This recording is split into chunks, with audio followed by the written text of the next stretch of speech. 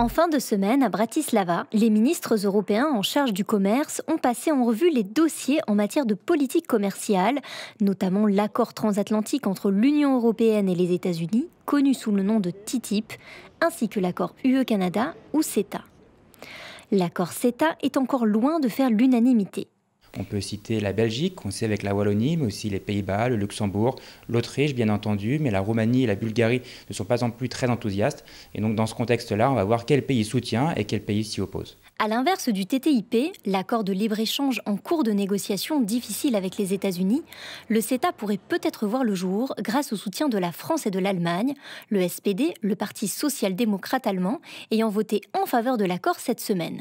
Dieses Abkommen mit Kanada ist ein Schutz vor schlechten Abkommen, zum Beispiel auch mit den USA. Es ist kein Geheimnis, dass die Vereinigten Staaten absolut unzufrieden darüber sind, dass Kanada bereit war, nochmal neu in Verhandlungen einzutreten. Pourtant, le CETA ne fait toujours pas l'unanimité du côté de la société civile.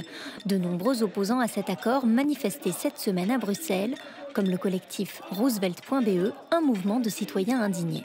Il pourrait détruire jusqu'à 204 000 emplois en Europe et il donnerait plus de contrôle aux grandes entreprises transnationales sur nos règles. Si demain nous voulons interdire un produit pesticide dangereux ou si nous voulons réguler les investissements de santé sur les paquets de cigarettes par exemple, les multinationales qui vendent ces produits pourront nous le faire payer très très cher et dissuader nos gouvernements de nous protéger tout simplement. Mais des incertitudes planent à propos de la ratification de cet accord en raison notamment de sa mixité.